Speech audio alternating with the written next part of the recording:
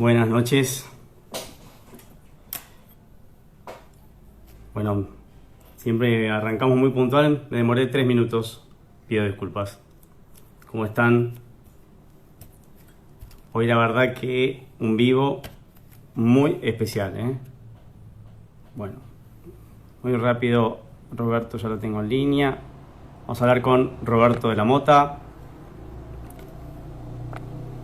Yo ya tengo acá mi Mendel Malbec.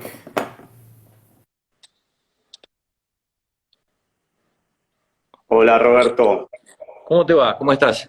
¿cómo estás? ¿Me Muy bien, ¿y ves y me vos? escuchas bien?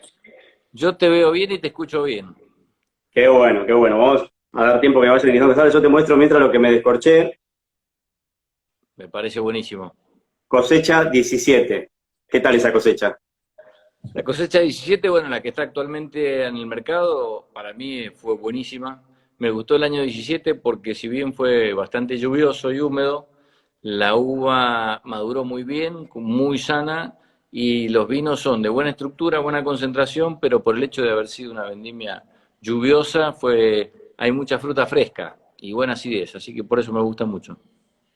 Y antes de entrar a presentarte, mientras veo que se siguen sumando, la 2020, ¿cómo fue para tus fincas? Mira, la 2020 fue muy buena. Como sabés, la cosecha se desarrolló en condiciones bastante especiales. Sin embargo, habría que decir que empezó con una primavera bastante fresca. La viña brotó en tiempo, en tiempo normal, digamos, no fue ni avanzada ni atrasada, pero el mes de septiembre y sobre todo octubre fue frío. Y el hecho de que sea frío hizo que, bueno, la floración se desarrollara con algunas dificultades. Después en noviembre, plena época de floración del Malbec, llovió y como llovió bastante, hubo algo de corrimiento en el Malbec y otros cepajes. Y después el verano fue muy caliente. Caliente, pero sobre todo diciembre, enero, parte de febrero, y marzo fue más caliente de lo normal. Sin embargo, hubo muy buena amplitud térmica. Y el hecho de que haya habido amplitud térmica hace que los vinos hayan tenido muy buena concentración de taninos, la piel bien gruesa y todavía fruta fresca y acidez. Una vendimia un poco Es rara. una, es una- una variedad muy susceptible al corrimiento, la Malbec, ¿no? Quizás mucho más que otras. Sí, sí. El Malbec es una variedad que sufre mucho, no solamente de los fríos de primavera y por lo tanto de corrimiento, sino también sufre mucho del frío de invierno. Cosa que no es tan grave en nuestra zona, porque en invierno no hacen fríos muy fuertes, pero sí en Europa. Y es más, en el año 56, si mal no recuerdo, hubo una helada de invierno muy fuerte en la zona de Cahors, en el sur de Francia, y eso obligó a que se perdieran como 500 hectáreas de un saque que después no se recuperaron. Wow. Este, Así es que, bueno, por eso en zonas de inviernos muy, muy fríos el Malbec no funciona. Bueno, Pero Roberto, algo que te iba a preguntar, perdón. para redondearte el final de la vendimia 2020 es que el hecho de que cosechamos anticipadamente, al principio eso, bueno, me preocupó un poco, pero después se transformó en una enorme ventaja, porque en febrero empezamos la vendimia, algunas bodegas, yo siempre empiezo más tarde.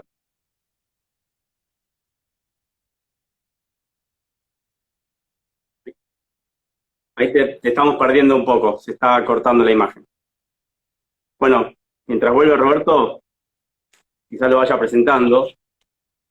Vamos a hablar con Roberto de la Mota, ingeniero agrónomo, enólogo, estudió en Montpellier, en Francia, hijo del recordado don Raúl de la Mota, que fue reconocido mundialmente como mejor enólogo de Argentina de todo el siglo XX. Esto fue por la Asociación Mundial de Periodistas.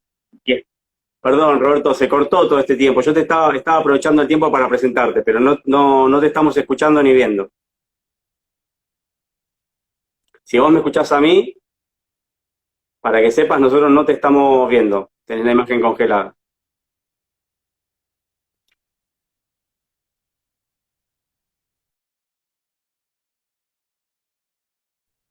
Roberto, ¿vos me estás escuchando? Bueno, y vamos a hacerlo, vamos a llamarlo de nuevo. Debe estar con problemas técnicos.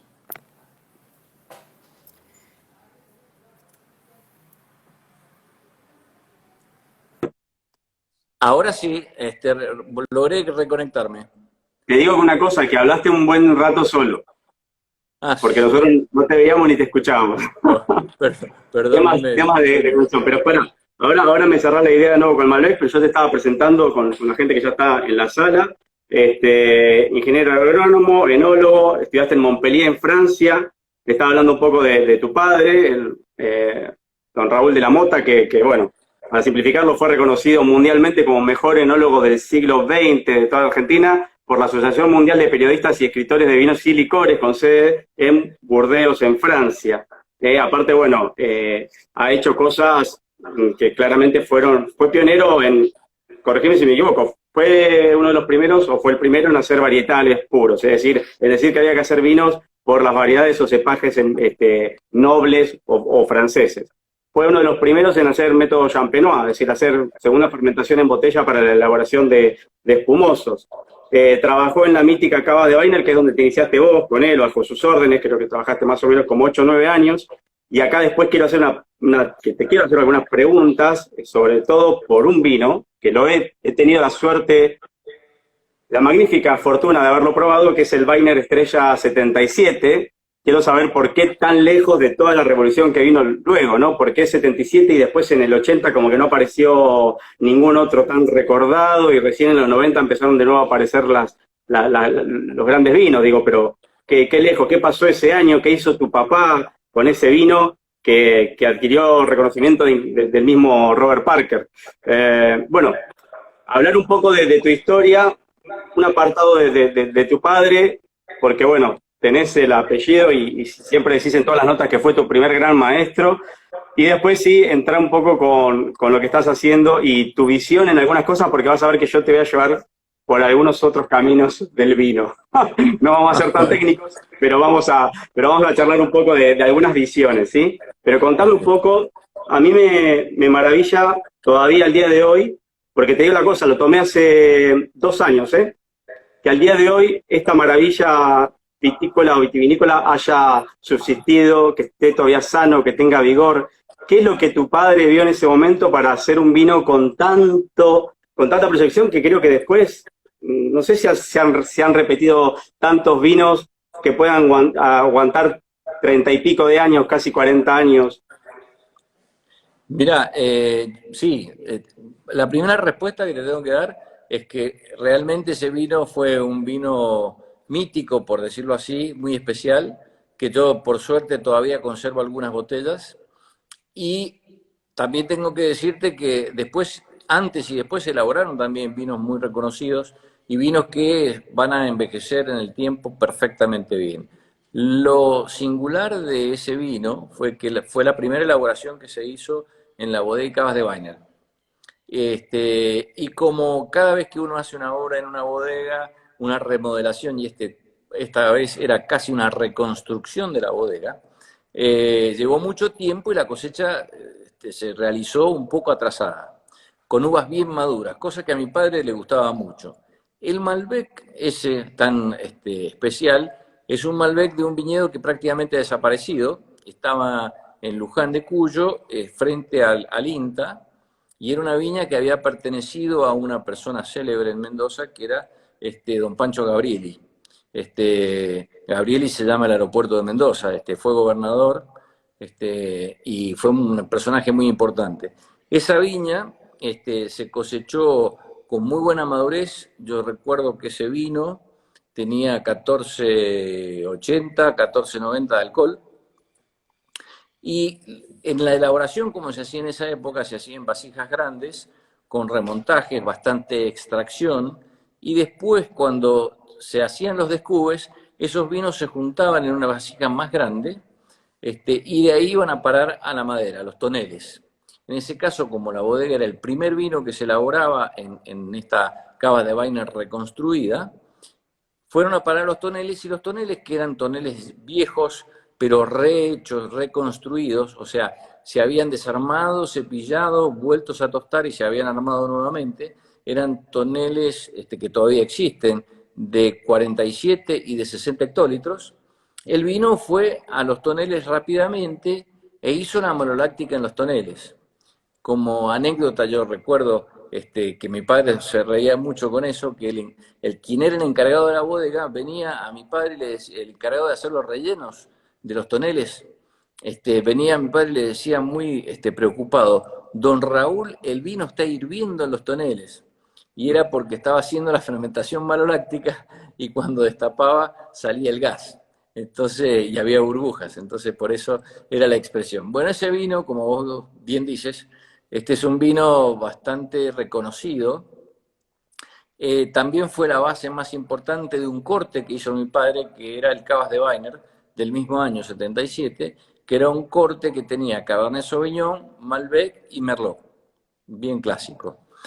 Y como dijiste ese vino, yo me acuerdo que hicimos muchas cosas con ese vino.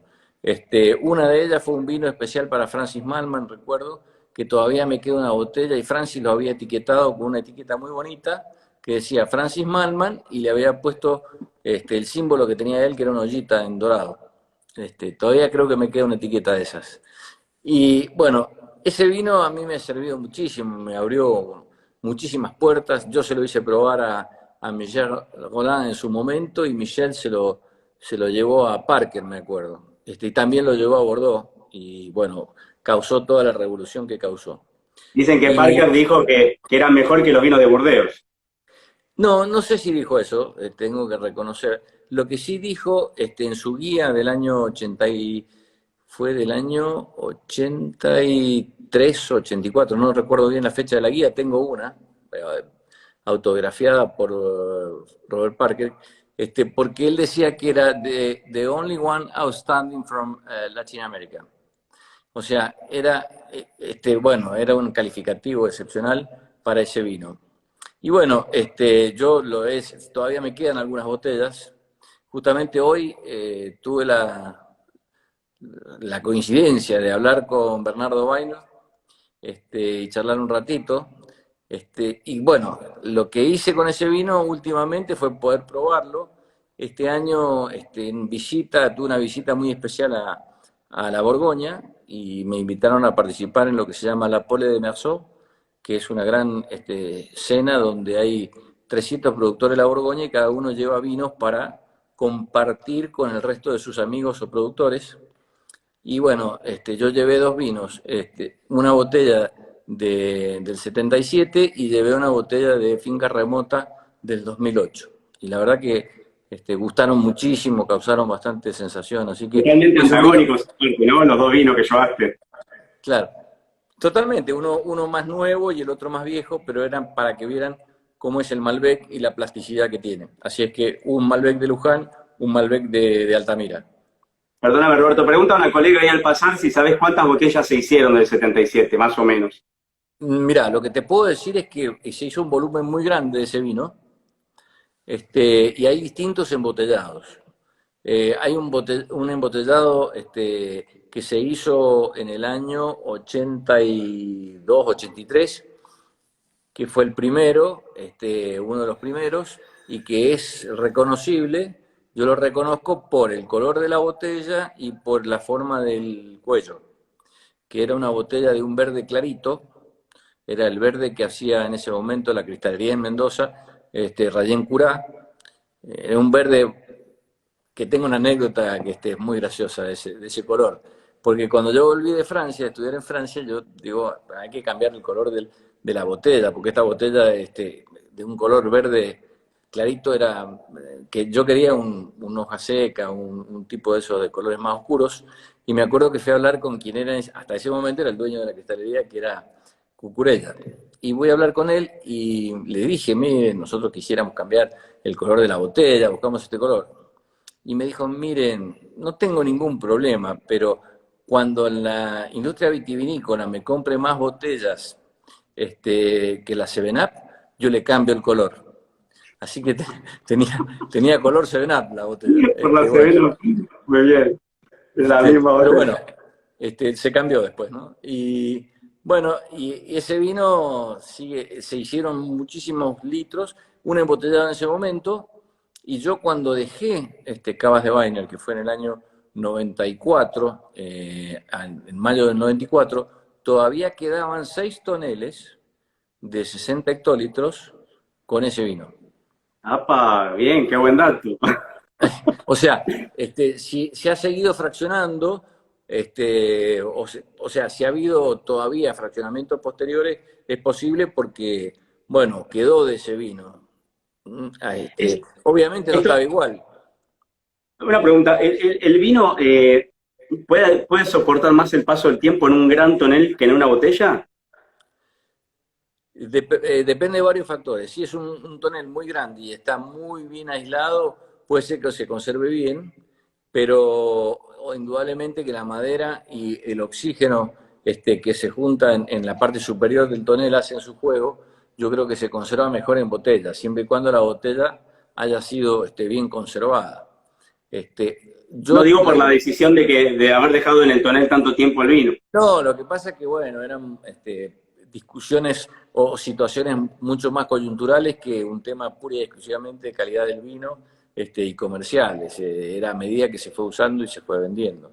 Era base de muchos cortes, era base del Cavas de Weiner y también en algún momento usamos algo para algo de Carrascal. Eran los vinos que tenía la casa. Tengo una pregunta, Robert. Al haber estudiado en Francia y al haber tenido toda esta influencia eh, de los vinos por ahí más estilo viejo mundo, vos en lo que es hoy, por ejemplo, tu tipo tu estilo en Mendel, ¿lo considerarías más con un vino con estilo francés, más nuevo mundo, o más bien un híbrido entre ambas cosas, ¿no? Esta cuestión de la crianza y el potencial del viejo mundo con la fruta, la frescura y esta cosa más madura de Nuevo Mundo, ¿no? Yo creo que es, como dices, un equilibrio entre las distintas influencias y factores. Y no puedo negar que influencia tengo por el lugar en que viví, estudié y también por las empresas en que trabajé. Yo trabajé vinculado a empresas francesas, con lo cual también tuve un nexo muy fuerte con ellos. Pero también es cierto que uno va eligiendo sus estilos. Y sin querer, aunque no lo decidamos en forma tan profesa, vamos haciendo los vinos que nos gusta beber. Porque es así. Entonces, a mí me gusta un estilo de vinos que tengan mucha fruta, mucha intensidad, que representen bien al terruño del cual provienen, pero a su vez que tengan, sobre todo, lo que es difícil describirlo, pero yo diría como una nota de elegancia, es decir, que sea un vino fácil de beber. El vino yo considero que es una bebida que está hecha para consumir con las comidas, más que apreciarlo simplemente y describirlo y escribir una página de todas las sensaciones que uno percibe. Yo creo que el vino es una bebida para disfrutarla especialmente en una comida, acompañando una comida y compartido, porque el vino es una bebida para compartir.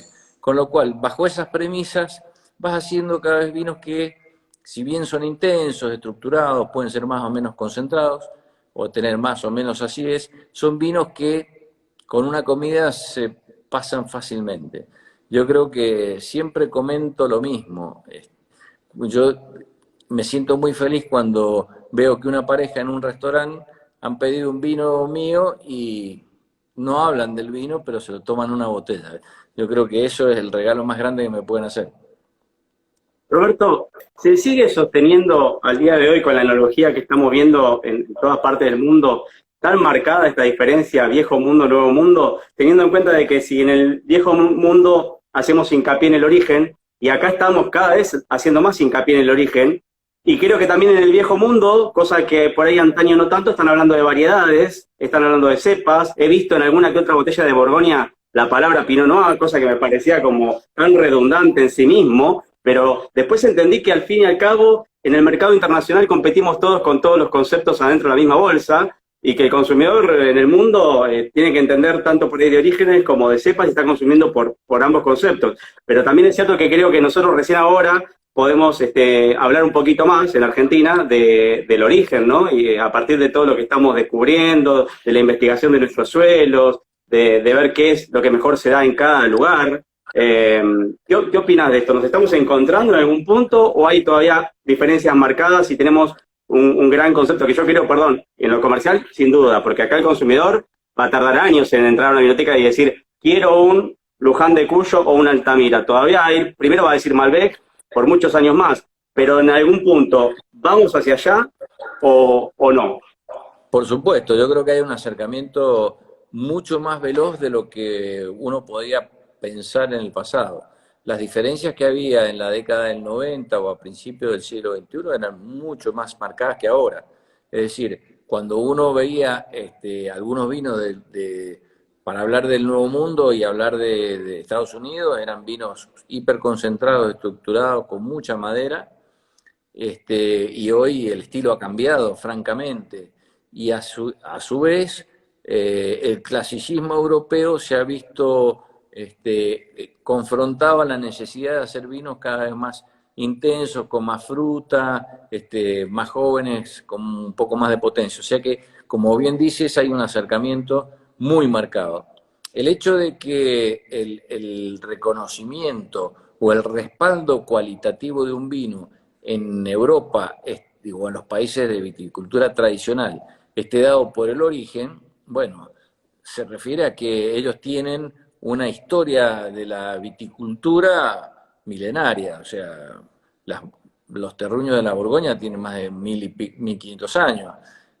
Obviamente que en el caso nuestro no tenemos el reconocimiento de los lugares todavía, pero ya hay muchísimo más reconocimiento que hace 10 años atrás y hasta casi 5 años atrás o 2. O sea, cada vez más nosotros los productores hacemos más referencia a un determinado terruño y a su vez tanto los periodistas especializados como los consumidores vinotequeros y sommeliers, que son los que van comunicando sobre el vino, hacen más referencia al origen.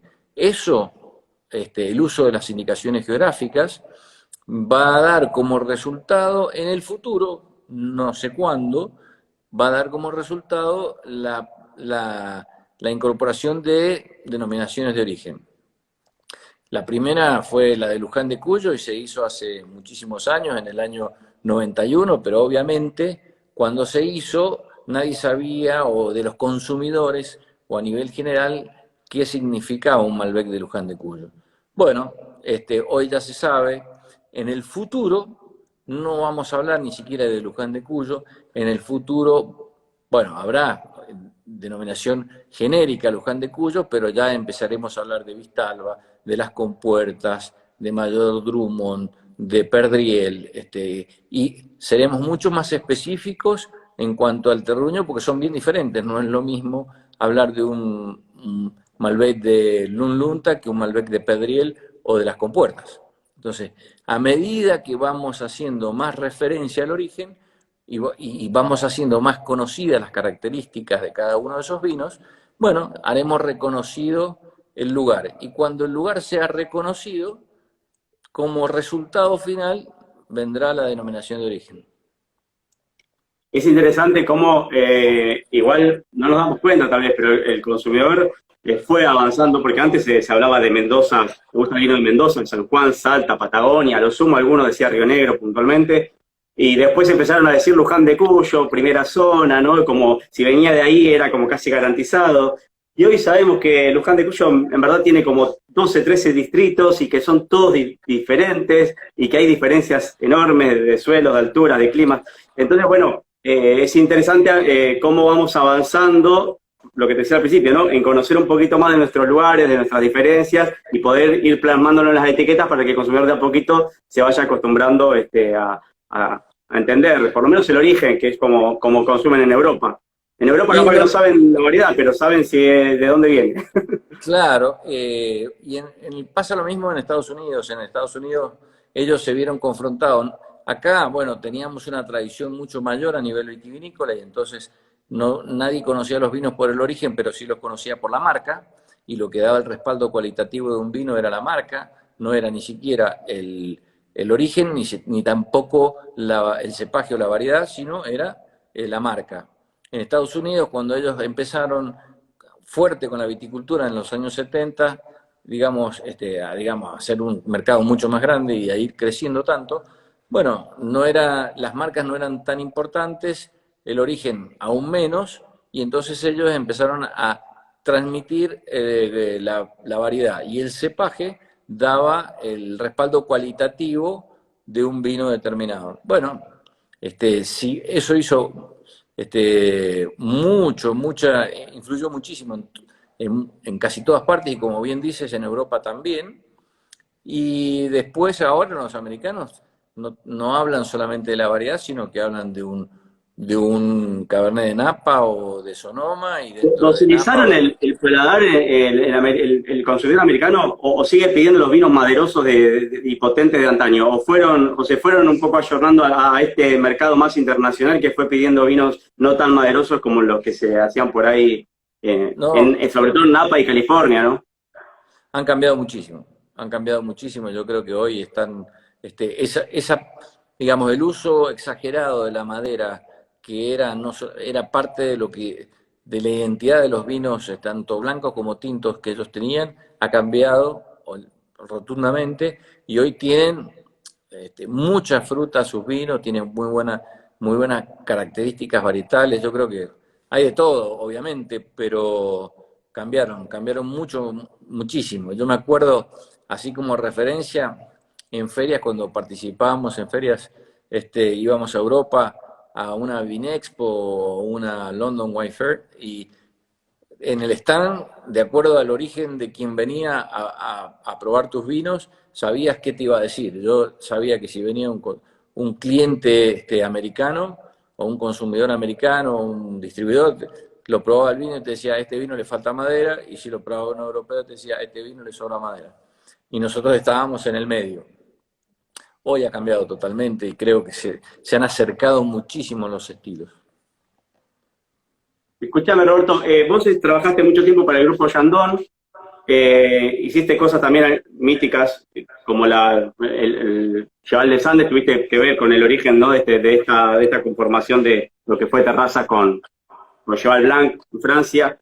Y después, en algún momento, me imagino que como cualquier enólogo tiene ese sueño de tener su propio, bueno, cualquier enólogo no, cualquier persona que por ahí aspira un poco a tener su negocio, ¿no? En el rubro que sea, pero en el caso del enólogo, tener su vino con su firma, su estilo, hacer lo que realmente le gusta a uno, como decías hoy, que los enólogos hacen los vinos que le gustan, que después te voy a hacer otra pregunta al respecto. Entonces, cuando llega Mendel, corregime, creo que habrá sido año 2002, 2003. Sí, efectivamente, en el año 2002 empezamos a trabajar ese viñedo y a pensar en la reconstrucción Es de con la este bodega. viñedo, el Malbec de 1928, ¿no? Exactamente. No necesariamente con este vino, pero con uvas de este viñedo. Que ahí sacaste dos Exactamente. vinos nada más. Después el portfolio lo fuiste como ampliando. Efectivamente, al principio hicimos nada más que un Malbec y un blend, que es el Mendel Unus, Que con el sigue al día de objetivo, hoy. que sí al día de hoy, por supuesto, y el Mendel Malbec, que es el que estás tomando. ¿Por qué? Porque yo quería concentrarme en tener dos vinos, hacer todo el esfuerzo, obviamente por el viñedo y porque de Argentina, de Mendoza, Malbec, y quería hacer un blend porque también tenemos un viñedo en Pedriel, que además de una vieja parcela de Malbec, tiene también Cabernet Sauvignon. Y la combinación de Cabernet Sauvignon con Malbec para mí es espectacular, porque el Cabernet Sauvignon es una muy buena estructura tánica, donde se complementa con toda la fruta, el graso, la untuosidad, y lo carnoso que tiene el Malbec. Y esa combinación es perfecta, a mí me gusta muchísimo. Entonces, por eso empezamos solo con dos vinos. ¿Todavía guardás botellas testigos de las primeras cosechas que sacaste al mercado? Sí, sí, todavía tenemos, la primera cosecha fue 2004. Todavía tenemos algunas botellas. No es un vino tan viejo, pero todavía está muy bien, conserva la fruta, la intensidad. Bueno, te Siempre, lo pregunté porque al pasar, ahora yo te voy a ir transmitiendo algunas preguntas porque hay muchas, pero al pasar uno dijo, quiero saber si los vinos de Mendel los puede guardar tanto como, como Wagner, decía, y también hay gran revancha. Bueno, ahora vamos a hablar de revancha porque es una historia muy bonita con uno de tus hijos. Eh, Hay alguien que también te pregunta cómo fue la 2016 para Finca Remota. Bueno, 2016 fue particular en toda Mendoza, pero pregunta por Finca Remota. Eh, no bueno, piensa que, bueno, contestá así que yo te voy haciendo preguntas. bueno, la del 2016 fue, como muchos recordarán, una vendimia muy lluviosa, y muy fría. Lluviosa a tal punto que en Altamira, por ejemplo, donde llueven aproximadamente 250 milímetros por año en el ciclo desde la brotación hasta la caída de las hojas, más o menos el máximo de lluvia es eso, normal. Ese año tuvimos 766 milímetros, es decir, 3 veces lo normal. Sin embargo, la cosecha fue muy sana. Obviamente trabajamos el viñedo muy adecuadamente, separando los racimos con buena aireación y demás. Hicimos algunos tratamientos, pero no fueron muchos particularmente. Sin embargo, fue una uva sana tuvimos. ¿Por qué? Porque fue un año muy frío. Y la botrytis, la podredumbre, para desarrollarse necesita algo de temperatura. Y como fue un año frío, bueno, dio vinos muy interesantes. A mí me gustan mucho ese tipo de añadas porque me hizo acordar a la del 2007 y a la del 2005, porque fueron añadas parecidas, es decir, vinos que no son súper concentrados, pero que tienen muy buena intensidad de fruta, fruta fresca y muy buena acidez. Y son vinos que crecen en la crianza, no solamente en la crianza en vasijas, en barricas, sino también en botella. Y hoy por hoy, el Finca Remota 2016 está muy bueno. Eh, Tengo a Juan Sebastián, colega que vive en Bernardo de Irigoyen, pueblo fronterizo con Brasil. Trabaja para la Vinoteca Casa Grande, que es una vinoteca enorme. Uno no puede creer que sea un pueblito tan chiquito, pero la vinoteca parece como un supermercado. Pero bueno, tienen a todos el pueblo de Brasil que cruzan a comprar vinos argentinos. Él dice, los blend por encima de Finca Remota, se va a aclarar esa pregunta. Dice alguien acá que cuente cómo encontró el viñedo donde está Mendel. Te voy a ser muy sincero, no lo encontré yo. Lo encontraron, lo encontraron quienes son mis socios, una familia de Buenos Aires. Habían conseguido esa propiedad y ese viñedo y me invitaron a que los ayude al principio a aconsejarlos técnicamente. Y después, cuando nos pusimos a charlar, rápidamente me invitaron a que fuera parte de este proyecto. Así que, en honor a la verdad, lo encontraron ellos, no lo encontré yo. Obviamente yo conocía la viña, pero no fui yo el que inició el negocio en esa propiedad. Es un viñedo que a mí me gusta muchísimo porque está separado, tenemos 2 parcelas grandes, una donde está la bodega, que son 6 hectáreas, y a otra que está a unos 400 metros más al sur que de la bodega. En algún momento habrá sido la misma propiedad, pero hoy están separados y ahí tenemos 15 hectáreas de Malbec. Y esas 15 hectáreas de Malbec a su vez están subdivididas en distintas parcelas, y la subdivisión la hicimos a través del tiempo conociendo la calidad de las uvas que da cada una de las parcelas. Y lo que es súper interesante de ese viñedo es que la diferencia entre suelos no es suficiente como para explicar las diferencias de características que tienen los vinos de cada una de las parcelas, sino que indudablemente cuando lo plantaron en el 28 eligieron distintos materiales y hay parcelas que dan de Malbec que dan vinos más concentrados, intensos, estructurados, y otras más frutados, frescos y elegantes. Entonces, Ahora, más allá de que vos no hayas sido quien la haya encontrado, cuando la viste, ¿fue amor a primera vista? absolutamente. Me imagino. Bueno, contesto acá una pregunta. No, Norberto se fue de Weiner en el 94, después trabajó para el grupo Yandón antes de Mendel. Esto ya se lo contesté yo para... después, Sebastián de Casa Grande dice, si vas a lanzar pequeñas partidas de vino que estén por encima de la línea Finca Remota. Mira, la novedad es que te lo cuento ahora, ya que no nos escucha nadie, tengo a Vamos nivel con las primicias, vamos. a nivel finca remota, tengo un blend que está saliendo ahora y este año y que realmente está muy bueno. Hicimos del año 2013, 2015 algunas partidas muy pequeñitas de venta particular de vino, que fue un blend de finca remota, pero ya vamos a lanzar uno con una etiqueta propia ahora. Y la otra novedad es que vamos a lanzar a nivel de finca remota digamos, finca remota es de Altamira, del Valle de Uco, de esa vieja parcela del Valle de Uco. Y vamos a lanzar un denominación de origen Luján de Cuyo en el mismo nivel para tener los dos ejemplares. Una super parcela, un single vineyard de Luján de Cuyo, que va a tener denominación de origen Luján de Cuyo, y un finca remota que será de La Altamira. verdad, te digo que de lo que acabas de decir, lo que más me sorprende y me agrada es que saques un vino, porque hace tiempo que la veo como detenida a la denominación de origen Luján de Cuyo, porque, a ver, siguen estando en el mercado los cuatro que hace tiempo vienen, que es el Lagarde, el Nieto, el Norton Ville y Bosca. Luigi Bosca. Entonces, y hace tiempo, de hecho lo hablaba con Roberto González la otra vez, ¿no? ¿Qué pasa con la denominación? Porque hay muchas bodegas en Luján y solamente que haya cuatro que hagan un vino, me Bueno, parece como fantástico.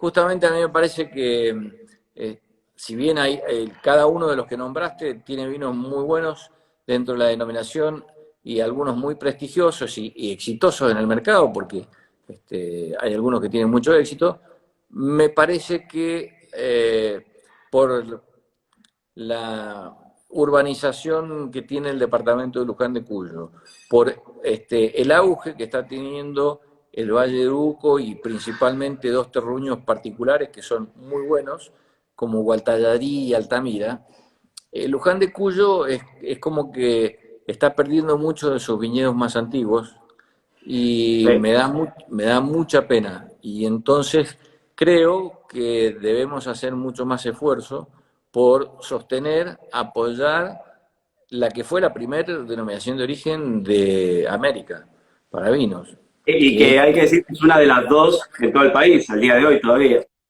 absolutamente. Con lo cual, y como en algún momento también trabajé junto con mi padre, éramos 12 bodegas las que hicimos la denominación de origen Luján de Cuyo. Alberto Arizo es el presidente todavía de la denominación. Trabajamos muchísimo para lograrla. Me parece que sería una enorme pena que esté perdiendo fuerza participantes y entonces por eso me parece que es oportuno hacer un vino de Luján. ¿vos dónde estabas cuando se conformó la DO? Digo, ¿estabas en Terrazas? No, todavía no. La denominación la hicimos cuando yo estaba trabajando con mi padre en Weiner.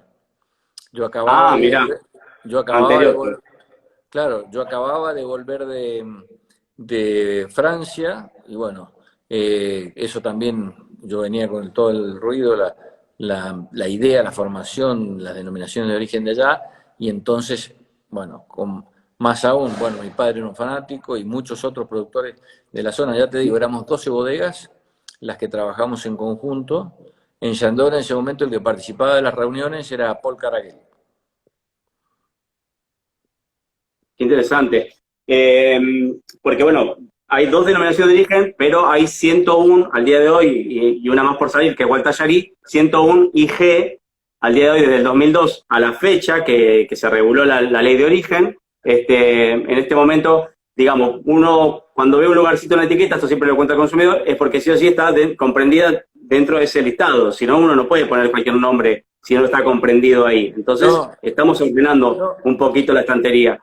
Pero es así que posiblemente el día de mañana, si quisieran hacer una DOC Altamira o una DOC Gualtallarí, que no sería nada loco por la impronta que tienen estos lugares, estos terroirs o terruños, creo que podría ser en un futuro, podrían ser unas buenas denominaciones de origen, pero bueno, por ahora las que tenemos son estas, son San Rafael y Luján de Cuyo. Y creo que Luján de Cuyo merece este rescate, como lo hablaba el otro día con Pablo Viriguti, que ellos están haciendo un lindo trabajo en las compuertas, para que el productor no se tiente a vender ante el avance inmobiliario de barrios privados, que toda la zona, Chacra de Coria ya prácticamente se perdió.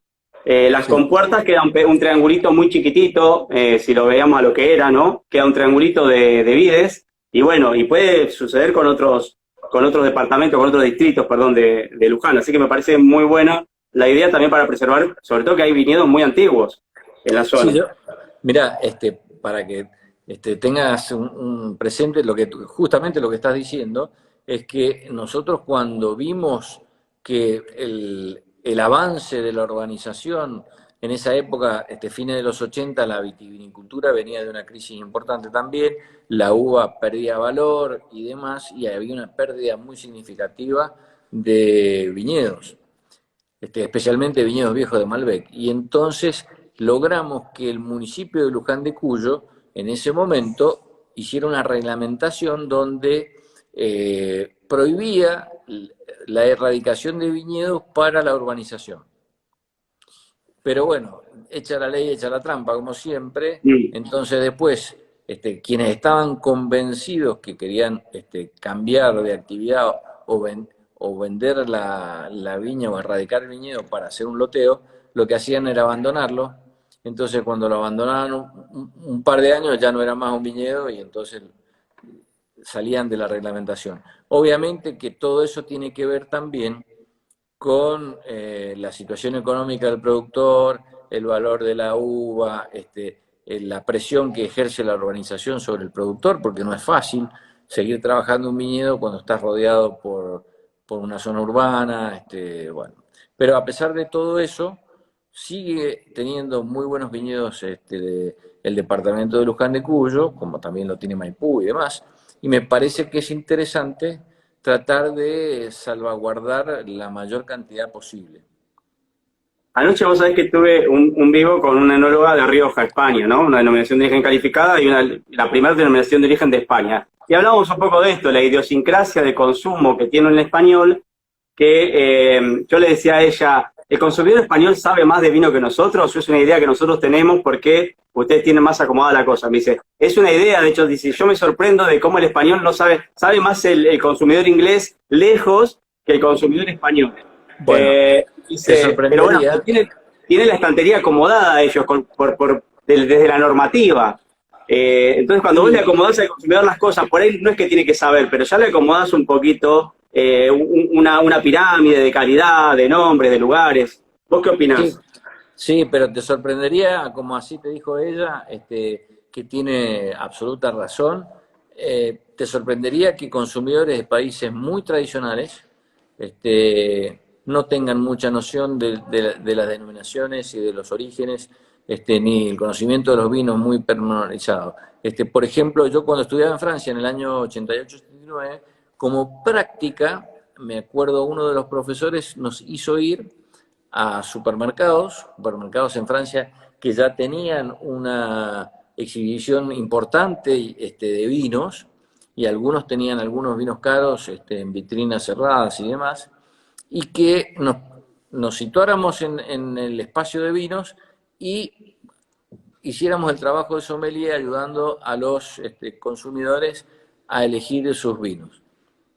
Y bueno, yo me quedé sorprendido porque la verdad había muchísima gente, te diría la mayoría, que no tenía mucha idea de lo que compraba, ni de los orígenes, ni conocía tanto como uno piensa. Y ahora, si uno tiene en cuenta lo que decías de España, el consumo de vino en España ha caído Lo tremendamente. decía Sebastián de Casa Grande ahí, tal cual. Sí, Estrepitosamente. están en 15 litros por habitante y por año, bajísimo, menos que nosotros aún. Y eso, bueno, creo que ellos están trabajando mucho y muy bien y van a recuperar, espero, pero les va a costar. Así es que, lo que pasa es que en muchos lugares hay cada vez más una élite de gente que se amplía, que se entusiasma con el tema de los vinos, estudia, aprende, hace viajes vitivinícolas, turismo enológico, y entonces se va nutriendo cada vez más y también vas teniendo consumidores que tienen un conocimiento asombroso. Eso también va pasando. Pero que se pierde más el vino del día a día, ¿no? Del consumo de la mesa, de la comida. Y sí, porque las situaciones de consumo se van haciendo un poco más complicadas, sobre todo en las grandes ciudades. En las grandes ciudades donde la gente trabaja y no hace horario partido, sino que trabaja en forma continua, al mediodía prácticamente no puede tomar vino, porque está en trabajo de oficina y tiene que seguir. La gente que debe conducir un vehículo no consume porque tampoco puede consumir y conducir un auto, cosa que me parece también bien, y entonces las oportunidades de consumo van disminuyendo. Por otro lado, el vino es una bebida que es una bebida para compartir. Y vos sabés que hay un estudio que decía, pero un estudio viejo, que decía que en el mundo cada vez hay más gente que vive sola, y entonces eso ha disminuido también un poco las oportunidades de consumo de vino. Sin embargo, la gente bebe un poco menos, pero va mejorando la calidad de los vinos que bebe. Es decir, si no consume vino todos los días de la semana, consume los fines de semana o 3 o 4 veces por semana, pero son vinos más caros o Una mejores, calidad. una calidad superior. Roberto, te preguntaron ahí al pasar, disculpen si leo las preguntas atrasadas, chicos, sigan preguntando lo que quieran, no es que no estoy atento, simplemente trato de manejar la conversación. Pero te preguntaron si te recibiste en Francia de agrónomo y de enólogo, de ambas cosas, estudiaste en Montpellier. Sí, yo ya era enólogo e ingeniero agrónomo acá, pero fui a hacer en la Escuela Superior Nacional de Montpellier, y que es una escuela de agronomía. Son las grandes escuelas en Francia, es un sistema de estudio de universidades que creó Napoleón, así que muy antiguo. Hay de geología, de economía y distintas. Hay una que es la de agricultura. Y en esa de Montpellier lo que estudié fue el último año de la carrera de agronomía, que el último año es la especialización. Entonces, después de un ciclo básico, tenés que especializarte. En esa universidad, en esa escuela, uno podías elegir economía, economía y legislación, podías elegir agricultura tropical, que eso, había varias, y una de ellas era viticultura y enología. En viticultura hacías un año intensivísimo de viticultura y en enología también. Teníamos un cursado que era de 8 de la mañana a 5 de la tarde todos los días durante un año, y en ese cursado te daban 2 diplomas: el diploma de agronomía profundizada, sería la traducción, en viticultura y enología, y el diploma nacional de enólogo de Francia. Esos 2 diplomas son los que yo estudié. Roberto, te preguntan ahí por una variedad que sin duda ha sido para mí uno de los icónicos dentro de este cepaje, que es el semillón. Sí. Semillón Mendel, cuando uno nombra la variedad semillón, es uno de los que sale enseguida como uno de los vinos referentes de la variedad, por lo menos de los últimos tiempos. En este también rescate que creo que yo se ha hecho de la variedad del semillón, porque es una variedad que ha estado por años, pero que iba cada vez desplantándose más y más, y de repente la han rescatado y ahora varias bodegas están elaborando semillón en media alta gama. Entonces, Ajá. bueno, ¿qué pasó con tu semillón? Te pregunta también Seba de Casa Grande. Mira, el semillón es una variedad que, como bien dijiste, era prácticamente la variedad blanca, cuando el Malbec era la variedad tinta, a principios del siglo XX y durante gran parte del siglo XX.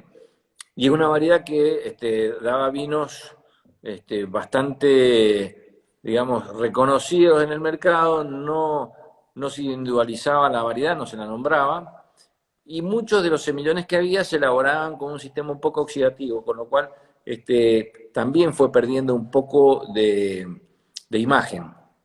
Sin embargo, hay ejemplos de semillones viejos que son célebres, como el de Lagarde o como Ricardo Santos Humberto de Franci creo Norton. que tiene un semillón muy viejo que estuvo Sí, espectacular. sí, totalmente, hay muchísimos. Y bueno, yo había hecho semillón con mi padre en Cavas de Weiner y la verdad que era un vino que siempre me gustó. Lo que pasa es que cuando el semillón fue perdiendo preponderancia en detrimento de otros cepajes más modernos y más fáciles de comercializar, como, y sobre todo la exportación, como el Chardonnay y el Sauvignon Blanc, se fueron erradicando muchos viñedos antiguos y lo que quedaba se iba utilizando para la venta para base de espumante, cosa que al productor a veces le convenía porque se cosecha bastante más temprano, y de espumantes de segundo nivel, digamos. Y bueno, como nosotros teníamos frente a la parcela esa de finca remota, ahí teníamos una parcela vieja de semillón, tuve la idea de elaborarlo bueno, eso fue, la primera vendimia fue 2009, y la verdad que elaboramos muy poquito, un equivalente a 4.200 botellas, una cosa así, y en ese momento, cuando lo elaboré, se lo hice probar desde un tanque al que era comprador y que sigue siendo el comprador de la Wine Society, Toby Morrell, y Toby lo probó, le encantó. Él era comprador de vinos australianos y comprador de semillón de Australia, de Hunter Valley. Y le encantó, y bueno, de ahí en más sigue comprando todos los años. Y bueno, y fuimos creciendo un poquito en volumen, plantamos también en Altamira un poco más, y bueno, es un vino que me ha dado muchísimas satisfacciones. Roberto, fuera de Argentina, ¿dónde está el mejor semillón? Fuera de Argentina. Mirá, en Bordeaux hay buenos semillones y son la base de varios vinos muy famosos. En la zona de Sauternes, que es el origen del semillón, está en la zona del Sauternes, en Bordeaux, y el Sauternes, que son los famosos vinos dulces. El Sauternes se elabora principalmente con semillón y algo de Sauvignon Blanc.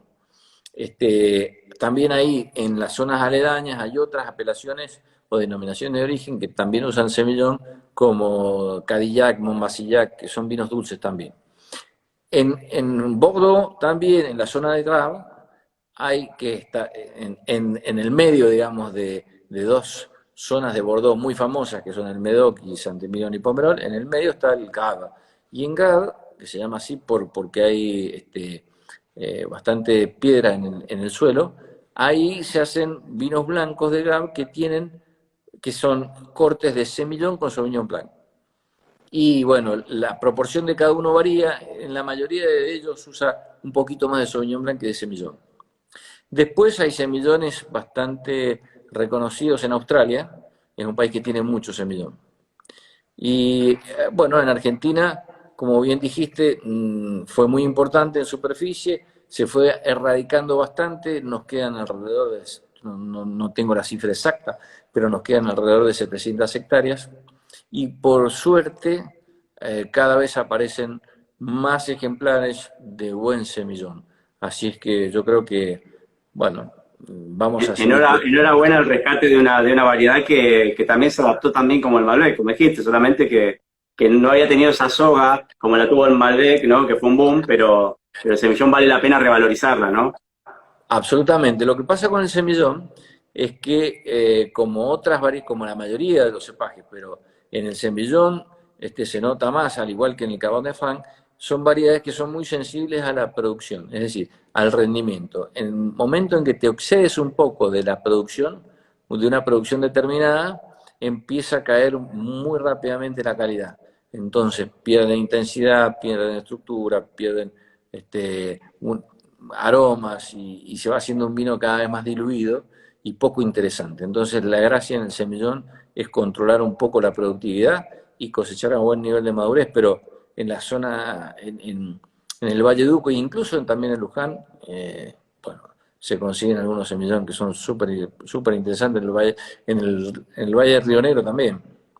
Había bastante semillón y Roberto, todavía queda. no quiero que se me acabe el tiempo sin hacer un apartadito para revancha, porque me gusta mucho la historia de decir, yo no sé por qué vos, porque no te lo pregunté, por qué si te inclinaste por agronomía y por enología, porque naciste entre viñedos y naciste con tu padre que estaba obviamente no sé, rompiéndola con su actividad y te encantó, o si fue por un mandato, pero bueno, quiero saber si en el mismo sentido con tu hijo, con el que empezaste a jugar con revancha, él va a seguir el camino, si va por ahí. Me imagino que cada padre le dice a sus hijos, estudia lo que quieras y sé lo que quiera hacer, pero siempre, por lo general, hay como una línea, ¿no? Y Qué sí, está pasando ahí? hay como una, no sé, hay una cierta presión. Yo tengo 4 hijos, mi hija mayor está haciendo la tesis de psicología, la que le sigue se acaba de recibir en febrero, justo antes de la pandemia, de arquitecta. Rodrigo, que es el varón, es el tercero y está por rendir sus últimas materias ahora por vía web, porque no puede hacer exámenes presenciales, pero se está por recibir de agrónomo. Pilar, la más chica, está estudiando arte. Así que cada Ah, uno hizo lo que Rodrigo, quería, Rodrigo es con el que hiciste revancha. exactamente. Y bueno, la verdad que él, obviamente, él eligió la agronomía por un gusto personal y le pasó algo parecido de lo que me pasó a mí. En un momento determinado, cuando sos joven, que yo, a mí me gusta mucho el campo, me gusta mucho la actividad al aire libre, me gusta la viticultura, mucho. Y bueno, la enología. A él a un principio le gustaba incluso un poco más la viticultura que la enología, hoy ya está bastante en la mitad, y yo creo que esta actividad tiene la enorme suerte de poder juntar las dos cosas y complementarse, y te diría que son hasta necesarias. Poder hacer la parte vitícola y eso trasladarlo a la enología y a un vino. Eso es fantástico. Y bueno, con él lo comparto. Siempre cuento la misma anécdota, pero como el público se renueva. Obvio. Acá te Eh, está viendo mucha gente de Tandil, que es mi ciudad natal, donde yo tengo mi club de vinos, Mira qué y bueno. la verdad es que queremos saber de vos, así que se dé cuenta que nunca te escuchamos. Bueno, no, lo que cuento siempre es que cuando él era todavía chico, tenía 15 años, pero ya iba terminando el colegio secundario, ya le faltaba poco y entonces tenía que elegir un poco la profesión. Hicimos un viaje con él y con mi esposa, con Beatriz, y lo llevamos a Francia, lo llevamos a visitar Bordeaux, entre otras cosas, y cuando fue a Bordeaux, bueno, justo caímos en el día que era el almuerzo de inicio de la cosecha de Cheval Blanc. Entonces un amigo que Pierre lo recibió, y no solamente lo recibió, sino que después, al día siguiente, fuimos a comer un asado a su casa.